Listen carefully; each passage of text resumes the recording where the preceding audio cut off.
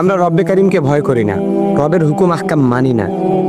আমরা রবের হুকুম আহকাম মানি যখন দেখি আমাদের পরিবারের একজন মৃত্যুবরণ করছে, যখন দেখি যে আমাদের পরিবারের একজন ইন্তেকাল করছে, বা আমাদের পিতার লাশ বা মায়ের লাশ আমাদের সামনে রাখা হয়েছে, তখন কি করি আমরা?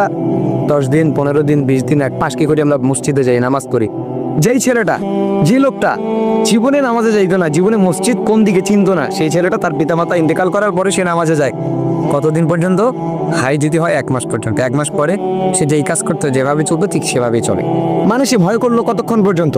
1 মাস পর্যন্ত আল্লাহকে ভয় করলো। আরেকটা উদাহরণ দিই, ধরেন আপনার বাসায় টিভি চলতেছে, আপনি টিভিতে কিছু দেখতেছেন, যখন আজান পড়ে তখন কিন্তু সবাই টিভিটাকে অফ করে, যদিও এটা আল্লাহ পাক রব্বুল আলামিনের ভয়ে, বাট এটা আমি অন্য দিক থেকে একটু উদাহরণ দিই।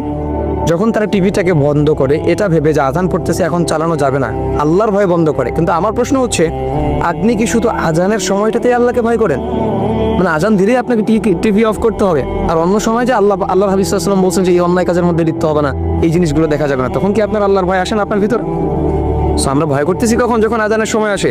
আমরা ভয় করতেছি কখন? যখন আমাদের পরিবার থেকে কেউ ইন্তেকাল করে, সামনে লাশ রাখা হয়, তখন আমাদের দেখে মনে হয় না যে আমাদের ইবাদত করা দরকার, রবের দিকে ফেরা দরকার, আল্লাহকে ভয় করা দরকার। সেটা ক্ষণিকক্ষণের জন্য। প্রকৃতপক্ষে চিরস্থায়ীভাবে আমরা বুঝতে পারি না যে রবের ভালোবাসা, চিরস্থায়ীভাবে বুঝতে পারি না যে আমাদের জন্য অপেক্ষা করতেছে কিয়ামত, আমাদের জন্য অপেক্ষা করতেছে ফুলসিরাত, আমাদের জন্য অপেক্ষা করতেছে জান্নাত জাহান্নাম। আমাদের স্থান কোথায় হবে আমরা জানি না। এক ব্যক্তি 500 বছর ইবাদত করার পরও জান্নাতে যাবে না জাহান্নামে যাবে কোনো নিশ্চয়তা নাই। সো আপনি কত বড় ইবাদত গুজার বান্দা হয়ে গেছেন, কত বড় ইবাদত গুজার মানুষ হয়ে গেছেন আপনি, যে আপনি কিছু একটা আমল করে আপনি জান্নাতের আশা করতে পারেন। এজন্য ভাই যা কিছুই করেন না কেন, এখনো পর্যন্ত আপনার সময় আল্লাহ পাক রেখে দিছে, আপনার হায়াত আছে মানে আল্লাহ পাক এখনো সময় রেখে দিছে আপনার ফিরে আসার সময়, যে আপনি রবের দিকে রুজু হন, রবের দিকে ফিরেন। এই সময়টা আল্লাহ পাক আপনাকে এখনো পর্যন্ত দিচ্ছেন। তো এই জন্য তওবা করেন, রুজু হন, আল্লাহ পাক আপনার গুনাহগুলোকে মাফ করবে এবং গুনাহকে নেকিতে কনভার্ট করবেন তিনি।